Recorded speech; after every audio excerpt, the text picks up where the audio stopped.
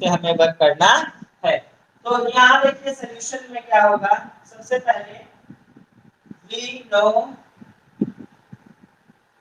Q equals to कितना होता है CV। तो यहाँ पर बता रहे हैं आपको कि फर्स्ट केस में CV आपको कितना दिया गया है, फर्स्ट केस में आपको CV दिया जा रहा है कितना 360 माइक्रोकूलम, ठीक है। फिर सेकंड केस में देखिए वोल्टेज कितना कम हुआ 120, तो Q यहाँ पर देखिए क्या हो जाएगा, सेकंड केस में Q इक्वल्स टू कितना हो जाएगा, ये फर्स्ट हो गया आपका इक्वेशन। सेकंड केस में Q लेके जाएंगे तो C ब्रैकेट में V माइनस 120 इक्वल्स टू कितना दिया गया 120 माइक्रोकूलम। बेटा ये सेकंड इक्वेशन बन गई, इसको ओपन करो CV, यहाँ पर जब आप इसको लेकर चलोगे ये सेकंड इक्वेशन, तो इक्वेशन 1 को डिवाइड कर दो किससे, इक्वेशन सेकंड से, तो CV equals to 360 microcoulomb upon CV minus 120 equals to 120, तो C से C कैंसिल हो गया। अब आप इसको रेसिप्रोकल करिए, तो 1 minus 120 by V equals to 1 upon कितना हो जाएगा, यहाँ पे देखिए ये नीचे आएगा ये ऊपर जाएगा तो 1/3 आ गया, कितना आ गया 1/3। कैसे किया बेटा, इसका रेसिप्रोकल किया तो V/V equals to 1 minus 120/V 120/3 60 equals to कितना आ गया 1/3। तो यहाँ पर अब आप इसे सॉल्व करिए, इसको इधर लेकर के जाइए, 120/V equals to 1 plus 1/1 minus 1/3, ये कितना आ जाएगा 120/V इक्वल्स टू 2/3। V की वैल्यू हो जाएगी 120 अपॉन 2 इंटू 3, तो ये हो जाएगा 180 वोल्ट। V की वैल्यू कितनी हो गई 180 वोल्ट, V की वैल्यू हो गई 180 वोल्ट, ठीक है। जब V की वैल्यू 180 हो गई तो कैपेसिटेंस निकाल लो यहाँ से, तो C इक्वल्स टू कितना हो जाएगा, सिंपल सा फंडामेंटल यहाँ पे आपको ये मिला, ठीक है। तो यहाँ पर देखिए C इक्वल्स टू कितना हो जाएगा फर्स्ट इक्वेशन से 360 अपॉन 180 वोल्ट, तो कितना हो जाएगा 2 माइक्रोकूलम 2 माइक्रोफैरड, कितना हो जाएगा 2 माइक्रोफैरड। अब उसके बाद कह रहे हैं यहाँ से देखिए V निकल आया आ गया, C निकल आया आ गया। अब आपसे कह रहे हैं पोटेंशियल इंक्रीज्ड बाय 120 वोल्ट, अगर न्यू पोटेंशियल जो है वो 180 पहले से था और 120 और मिल जाए तो कितना हो जाएगा 300। तो यहाँ पर कह रहे हैं 300 वोल्ट के पोटेंशियल पे कितना चार्ज स्टोर किया जा सकता है, तो 300 वोल्ट के पोटेंशियल पे कितना चार्ज, तो Q इक्वल्स टू कितना होगा आपका CV के इक्विवेलेंट होगा 2 माइक्रोफैरड से इसे मल्टीप्लाई कर दीजिए। तो चलिए देखते हैं यहाँ पे Q डैश इक्वल्स टू कितना हो जाएगा CV डैश, C की वैल्यू कितनी है 2 और V डैश की वैल्यू 300, कितना हो गया 600 माइक्रोफैरड हो गया। प्लीज नोट इट डाउन, जल्दी से नोट करिए इसे।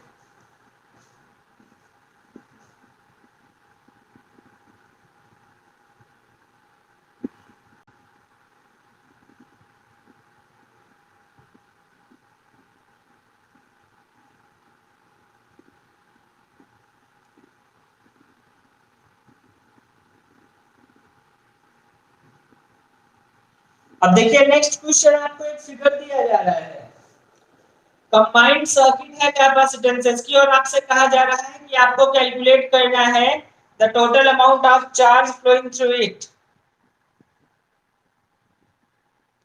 चलिए ठीक है बेटा, फिर से देखिए यहाँ पे क्वेश्चन आपके पास था कि एक अननोन कैपेसिटर है, इस अननोन कैपेसिटेंस को V वोल्ट की बैटरी से आपने कनेक्ट कर दिया, इसमें 360 माइक्रोकूलम का चार्ज स्टोर किया जा सकता है। जब पोटेंशियल अक्रॉस कैपेसिटर, जब कैपेसिटर जो है उसके अक्रॉस पोटेंशियल को कम कर दिया, यानी बैटरी के पोटेंशियल को आपने कम कर दिया कितना 120 वोल्ट, तो उसमें सिर्फ 120 माइक्रोकूलम का चार्ज स्टोर हो सकता है। तो इस डेटा के बेसिस पे आपको पोटेंशियल और अननोन कैपेसिटेंस दोनों निकालने हैं। फिर उसके बाद कह रहे हैं कि अगर पोटेंशियल को 120 वोल्ट बढ़ा दिया जाए तो कैपेसिटर में टोटल कितना चार्ज स्टोर किया जा सकता है। तो पहली कंडीशन है सी और बी, चार्ज स्टोर्ड की वैल्यू क्या होती है, टोटल चार्ज स्टोर्ड की वैल्यू होती है Q इक्वल्स टू CV। तो यहाँ पर Q equals to CV 360 microcoulomb दिया गया है, रख दिया, ठीक है। ये पहली इक्वेशन। दूसरी इक्वेशन है अगर पोटेंशियल 120 वोल्ट रिड्यूस हो जाए तो C V minus 120, C V minus 120। तो बेटा यहाँ पर कह रहे हैं अगर 120 वोल्ट रिड्यूस हो जाए तो 120 माइक्रोकूलम आपको मिलेगा। तो 120 को रिड्यूस कर दिया तो 120 माइक्रोकूलम आपको सीधे सीधे यहाँ पर मिल गया। 1/2 करने पर CV इक्वल्स टू 360 माइक्रोफैरड और यहाँ पर CV minus 120 equals to 120 microfarad. C से C कैंसिल कर दिया, ठीक है ना। तो पहली इक्वेशन ये थी, जब C और V पे कैलकुलेशन हुआ दूसरे में पोटेंशियल 120 माइनस हो गया, दोनों को डिवाइड करने पर बेटा V की वैल्यू आ गई, कितनी आई 120 वोल्ट, ठीक है ना। अब इसको आराम से आपको करना है, आप आराम से कर सकते हो। यहाँ पर आपको कितना मिलेगा 120 वोल्ट। अब उसके बाद पहली इक्वेशन में रख दो चाहे दूसरी इक्वेशन में रख दो, C की वैल्यू सीधे सीधे कितनी आ जाएगी 2 माइक्रोफैरड। और बेटा फिर कह रहा है कि अगर पोटेंशियल को 120 बढ़ा दिया जाए तो पहले कितना है पोटेंशियल 180, 120 बढ़ा दोगे तो कितना हो जाएगा 300। ऑलरेडी कैपेसिटेंस कितना था 2 माइक्रोफैरड। बेटा 2 माइक्रोफैरड को 300 से मल्टीप्लाई कर दिया तो कितना मिल गया आपको 600 माइक्रोकूलम का चार्ज। कितना 600 माइक्रोकूलम का चार्ज। आई बात समझ में बेटा।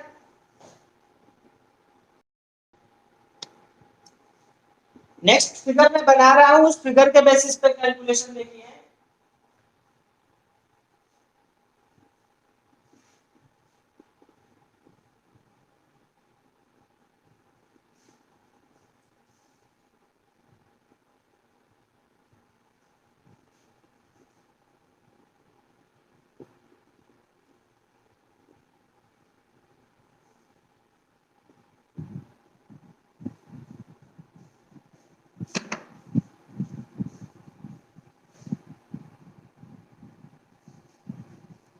देखिए बेटा इसमें फिगर कुछ ऐसा है,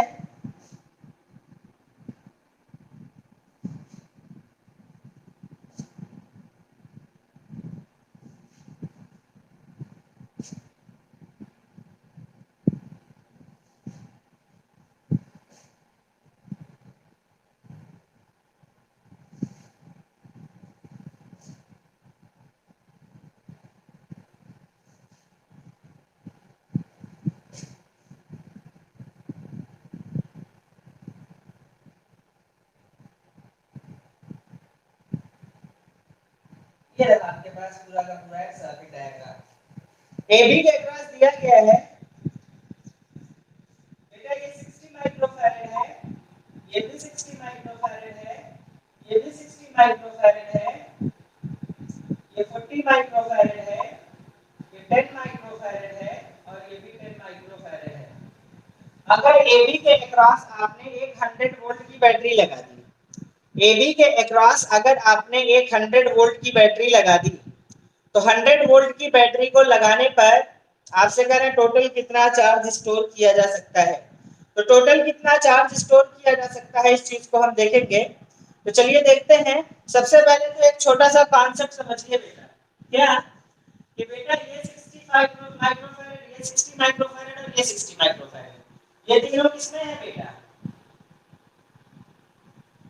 ये तीनों किस कॉम्बिनेशन में, सीरीज में, ठीक है। यहाँ पर आप लिखेंगे all 60 microfarad are in series, are in series, किसमें है सीरीज में। तो 1 अपॉन C इक्वल्स टू जो हो जाएगा वो क्या हो जाएगा 1 upon 60 plus 1 upon 60 plus 1 upon 60, कितना हो जाएगा आपका 3/60। तो 1 अपॉन C, तो C की वैल्यू कितनी हो जाएगी 20 माइक्रोफैरड। अब उसके बाद देखिए बेटा ये पूरा का पूरा सर्किट चेंज हो गया, किसमें चेंज हो गया आपका, देखिए ये पूरा का पूरा सर्किट कुछ ऐसे चेंज हो गया, ये आपका इतना रहा, यहाँ पर बेटा ये 10 क्या रहा, इधर पर ये फिर से 10 का रहा, और बेटा ये जो रहा आपका ये नया मिला, यानी ये जो तीनों का कॉम्बिनेशन था ये इसके साथ पैरेलल में आ गया, और ये किसमें हो गया, तो ये 10 और ये 20 और ये 40 है, ठीक है, ये बी रहा और ये ए रहा। तो यहाँ पर देखो बेटा ये तीनों किसमें है, 10 10 and 20 micro farad are in parallel. तो बेटा यहाँ पर कितना हो जाएगा आपका, सी पैरेलल कितना हो जाएगा आपका यहाँ पर, तो सी पैरेलल हो जाएगा 10 प्लस 20 इक्वल्स टू 40 माइक्रोफैरेड। कितना हो गया, 40 माइक्रोफैरेड। तो देखो बेटा ये 40 और ये 40 दोनों किसमें हो गए आपके, फिर से सीरीज में हो गए, किसमें हो गए, सीरीज में हो गए। तो ये ए रहा और ये क्या रहा आपके पास, बी रहा। तो यहाँ पर देखिए 1 upon C equivalent equals to 1 upon 40 plus 1 upon 40 कितना हो जाएगा, 2/40। तो 1 अपॉन सी इक्विवेलेंट, तो सी इक्विवेलेंट क्या हो जाएगा, 40/2 कितना हो जाएगा, 20 माइक्रो कूलम। कितना हो जाएगा, 20 माइक्रो कूलम। बेटा यहाँ पर सीधे सीधे ये मिल गया। तो सी इक्विवेलेंट कितना है आपके पास, 20 micro coulomb, microfarad sorry 20 microfarad. अब उसके बाद आपसे कहा जा रहा है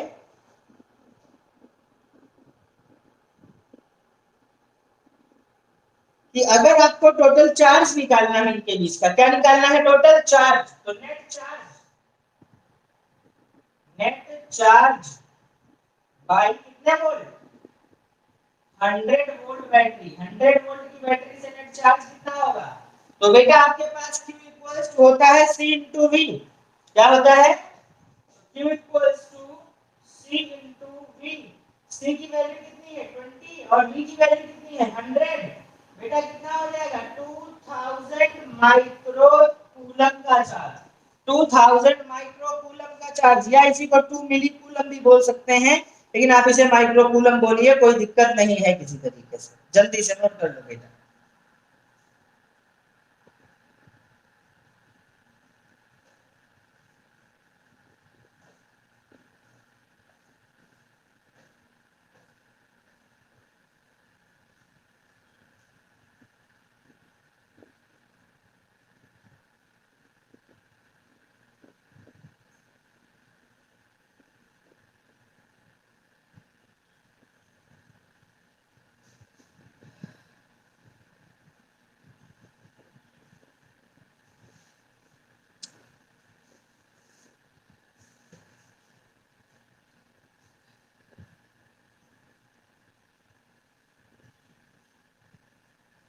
नोट कर लिया बेटा,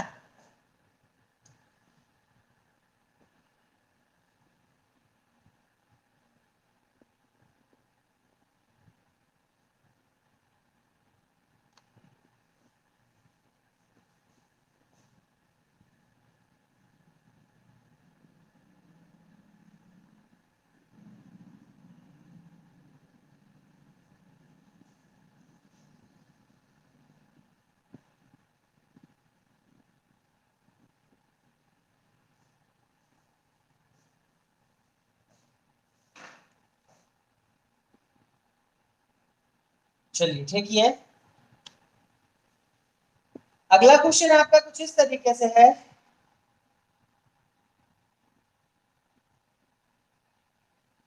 एक्स एंड वाई। देखो बेटा कुछ इस तरीके से 1 2 3 एंड 4, इस तरीके का एक क्वेश्चन अभी हमने आपको रिसेंटली करवाया था।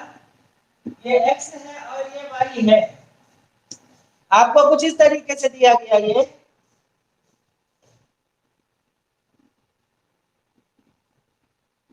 तो बेटा देखो ये 2 माइक्रोफैरड रहा, ये 3 माइक्रोफैरड रहा, ये 5 माइक्रोफैरड रहा और ये 10 माइक्रोफैरड रहा। एक्स वाई के बीच में इक्विवेलेंट कैपेसिटेंस निकालना है।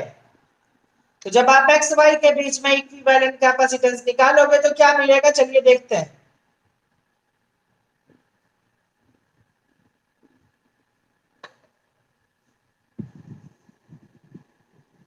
यहाँ पर देखिए, यहाँ से Q चार्ज रिटर्न होगा, इधर Q1 गया, इधर Q2 गया, इधर Q3 गया, इधर Q4 गया, और इसमें यही Q1 जाएगा, क्योंकि इधर से Q1 होते होते इसमें गया Q1, और ये इधर जाकर के सब चला गया। तो देखो बेटा, इसमें जो चार्ज जा रहा है, मतलब ये तीनों जो है ये आपस में किसमें हो गए, पैरेलल में। पैरेलल में कैसे हो गए, समझो इस चीज को बेटा। जब किसी दो कैपेसिटर्स में सेम चार्ज जाएगा, अगर किन्हीं टू कैपेसिटर्स में सेम चार्ज जाएगा, तो सेम चार्ज के केस में बेटा जो कॉम्बिनेशन होगा वो सीरीज का कहा जाएगा, और अगर ये वैरी कर रहा है बेटा, तो ये किसमें कहा जाएगा, पैरेलल में कहा जाएगा। तो यहाँ पर देखिए क्या होगा, 2 microfarad, 3 microfarad and 5 microfarad are in parallel। क्यों? क्योंकि चार्ज, अब वो नहीं बताया जाता कि क्यों चार्ज वैरी कर रहा है, इसलिए है, दैट इज कॉमन थिंग। तो यहाँ पर बेटा 1 अपॉन Cp कर दिया, यानी पैरेलल कॉम्बिनेशन। पैरेलल में बेटा सभी डायरेक्टली ऐड होंगे, तो Cp equals to 2 plus 3 plus 5 कितना हो जाएगा, 10 माइक्रो फैरेड। अब उसके बाद अगेन बेटा फिगर पूरा का पूरा ऐसा बन गया आपके पास। ये किसमें हो गए बेटा, पैरेलल में, क्योंकि ये 10 माइक्रोफैरेड आया इन तीनों का, और ये पहले से 10 माइक्रोफैरेड था। तो यहाँ पर ये x रहा और ये y रहा, तो फिर से आप बताओगे यहाँ पे कि 10 माइक्रोफैरेड एंड 10 माइक्रोफैरेड आर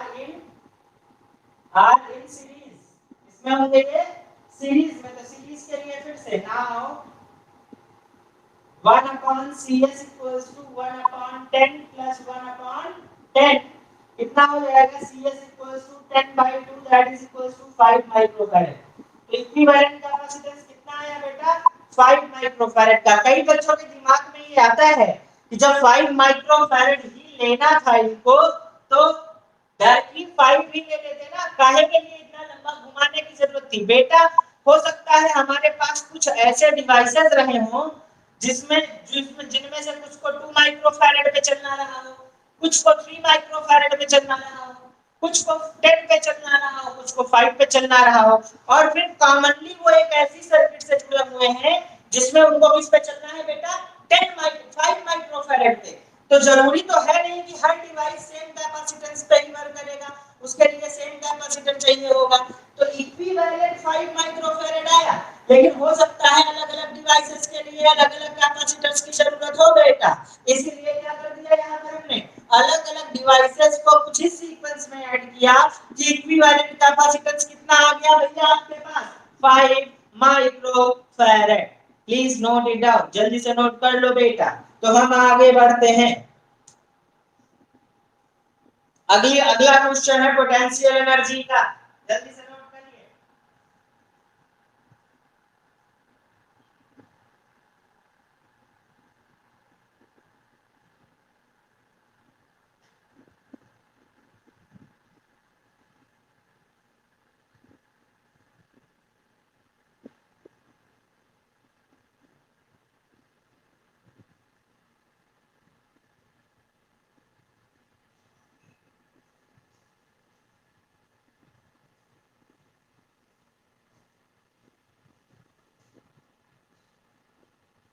चलिए देखिए बेटा आगे,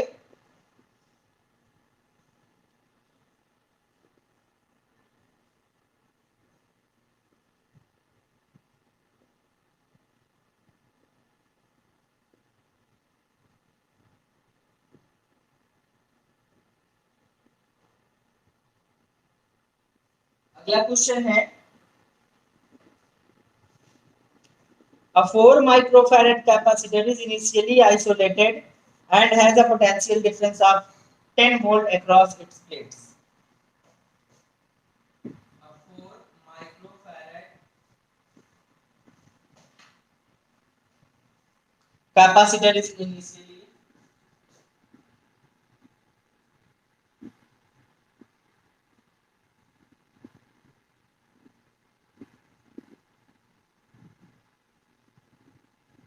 isolated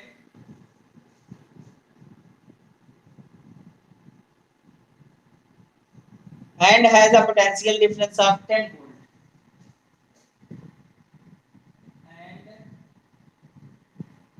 has a potential difference across 10 volt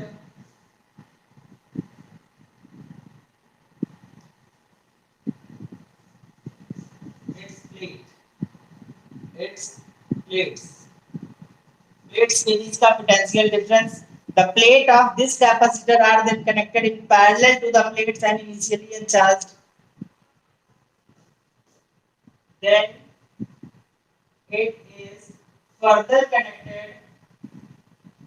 further connected to a capacitor of 12 microfarad.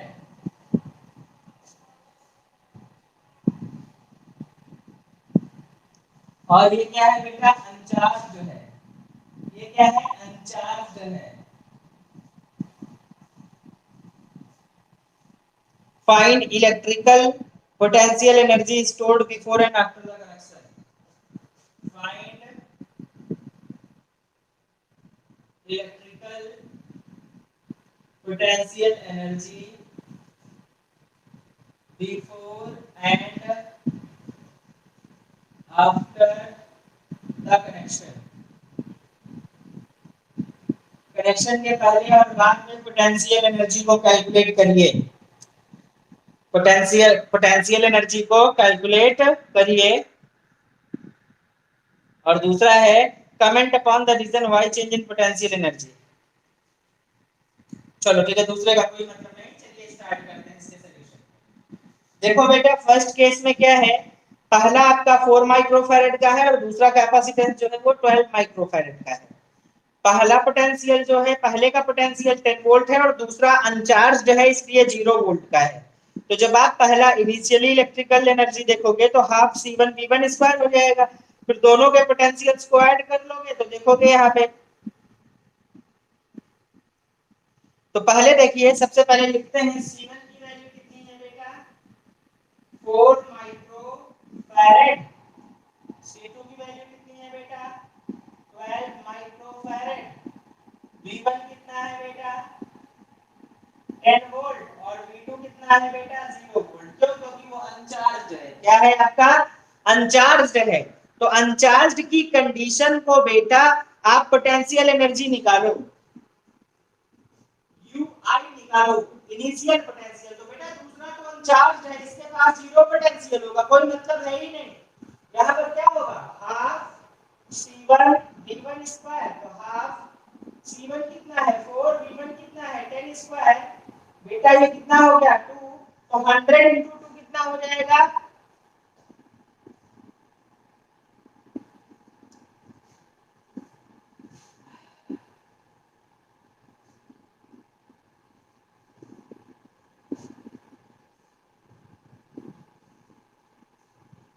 तो ये 2 microfarad equal 2 into 10 to power minus 6 और ये 10 to ये 100 हो जाएगा तो कितना हो जाएगा ये 2 into 10 to power minus 4 farad joule 2 into 10 to power minus 4 joule ठीक है फिर उसके बाद देखिए दूसरे में क्या दिया गया after capacitors connected in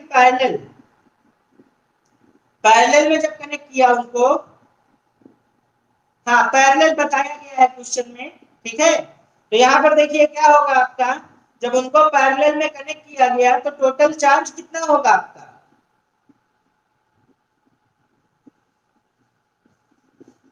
C parallel तो यहाँ पर कितना हो जाएगा 4 प्लस कितना हो जाएगा 12 16 माइक्रो फैरड हो जाएगा अब टोटल चार्ज निकालो तो Q कितना हो जाएगा आपका C into V C की वैल्यू कितनी मिलेगी आपको जब C की वैल्यू लेकर के चलोगे तो 4 माइक्रोफैरड है यानी total charge stored in two capacitor यहाँ पर देखिए एक कांसेप्ट होता है ये बताया भी था कि टोटल चार्ज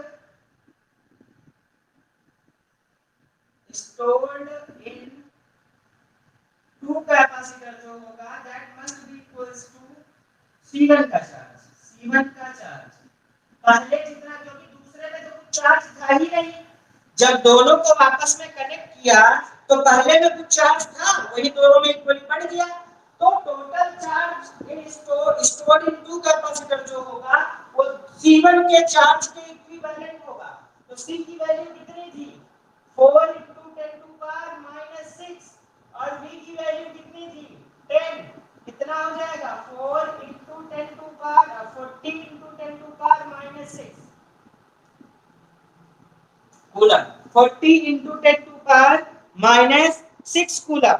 अब फाइनल इलेक्ट्रिकल एनर्जी देखिए, फाइनल इलेक्ट्रिकल मतलब फाइनल एनर्जी देखेंगे तो फाइनल एनर्जी कितना होगा? देखो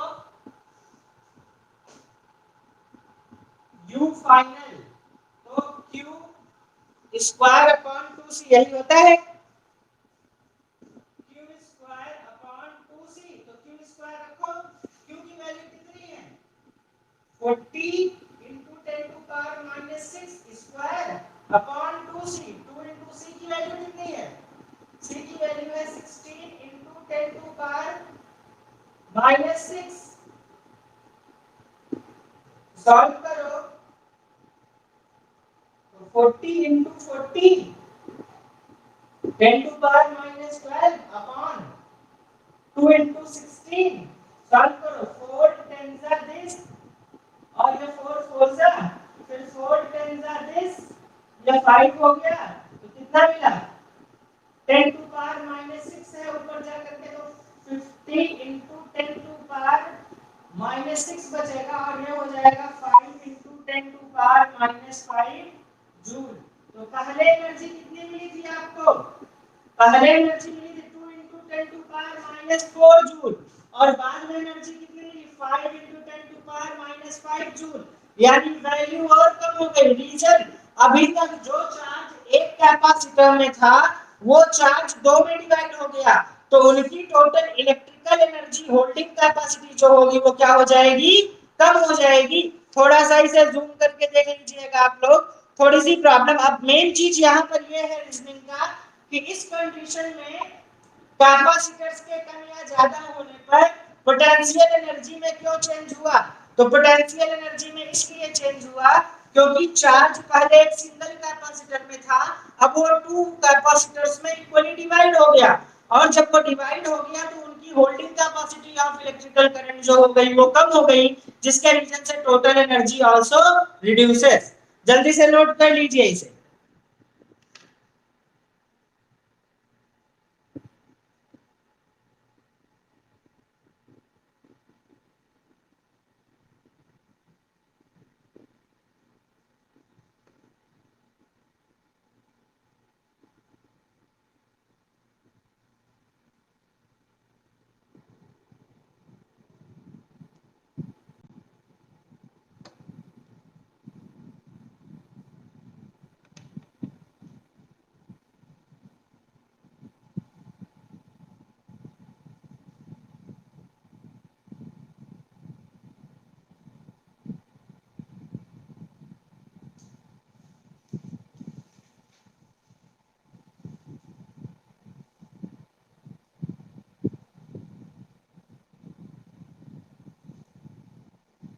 एक क्वेश्चन है लास्ट देखिए,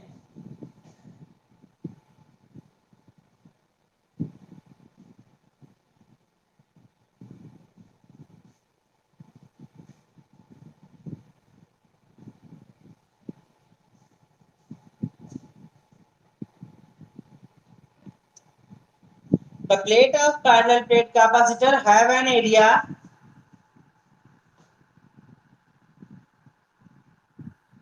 the plate of parallel plate capacitor have an area 90 centimeter square 90 centimeter square separated by 2.5 mm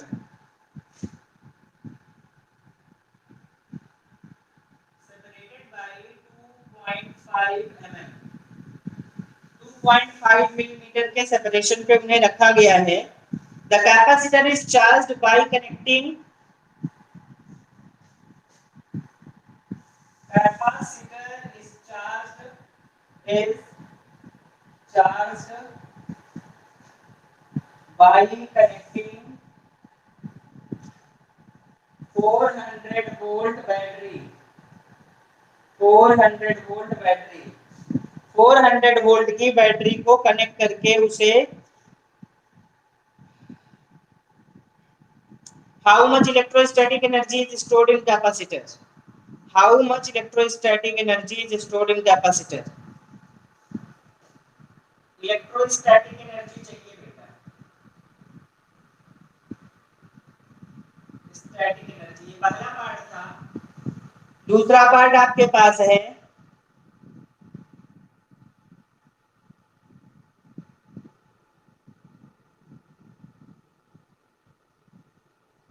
view this energy as stored in electrostatic field between plates arrive the relation between UV and magnetic ठीक है देखिए यहाँ पर कैसे इसे solve करेंगे सबसे पहले बेटा आपको क्या चाहिए होगा पोटेंशियल एनर्जी जब आपको चाहिए तो electrostatic potential energy half CV square होती है तो V तो पता है बेटा बट C के बारे में आपको नहीं पता तो C का फार्मूला क्या होता है C इक्वल्स होता है A epsilon not upon D बेटा इसको करवाएंगे नहीं इसको करवाएंगे नहीं आप खुद से करेंगे तो बेटा C निकालिए A की वैल्यू 90 सेंटीमीटर स्क्वायर है तो उसे मीटर स्क्वायर में कन्वर्ट करोगे तो मीटर में कन्वर्ट करने के लिए क्या करते हैं 100 अपॉन 100 से डिवाइड यानी 100 into 100 से डिवाइड कर देंगे तो बेटा एप्सिलॉन नॉट की value 8.85 into 10 to power minus 12 होती है और डिस्टेंस सेपरेशन आपको दिया गया 2.5 मिलीमीटर तो 2.5 मिलीमीटर है तो बेटा उसे मीटर में कन्वर्ट कर देना C की वैल्यू मिल जाएगी V आपको ऑलरेडी 400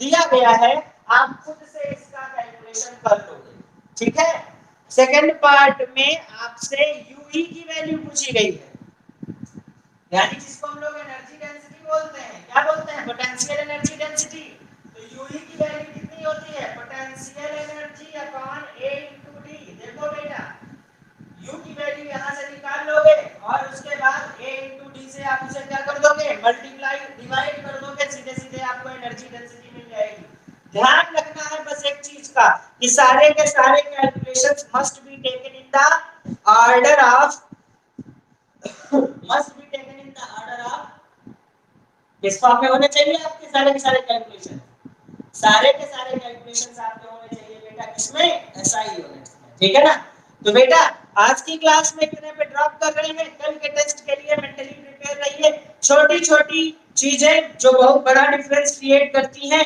वो चीजें आपको बताई जाएगी तो चलिए आज की क्लास में बस इतना ही रुकते हैं कल फिर से आगे बढ़ेंगे कल मतलब परसों फिर से आगे बढ़ेंगे ये चैप्टर अप्रॉक्सीमेटली कंप्लीट हो चुका है आप लोगों का बेटा काफी एनसीईआरटी के क्वेश्चन जो कि लास्ट डेज में पिक किए गए हैं मोस्टली क्वेश्चन मतलब पिछले 2 से 3 दिन में जो भी क्वेश्चन है 90% क्वेश्चन एनसीईआरटी के ही थे एक दो जो एक्स्ट्रा एडिशनल होने थे बस जैसे ये लास्ट क्वेश्चन जो बताया ये भी आपका एनसीईआरटी का ही था तो आप आसानी से चीजों को जस्टिफाई कर सकते हो एनसीईआरटी की लैंग्वेज में बस थोड़ा सा चीजों को टेक्निकली आपके सामने लाया जाता है जैसे आप डायरेक्टली उस चीज को अडॉप्ट ना कर पाइए तो कनेक्टिंग वायर्स को बढ़ाइए ठीक है चीजों को समझिए और चीजों को अच्छे से करने की कोशिश करिए आज की क्लास को बच्चों यहीं पर हम ओवर करते हैं this is sufficient for today घर पे रहिए सुरक्षित रहिए और खूब पढ़ते रहिए बेटा थैंक यू क्लास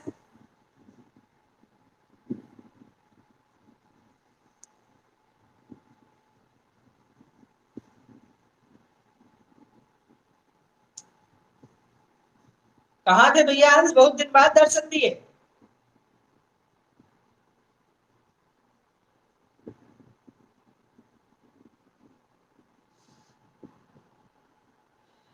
चलिए ठीक है बेटा आज आप लोग पहले जाइए फिर हम निकलेंगे क्लास से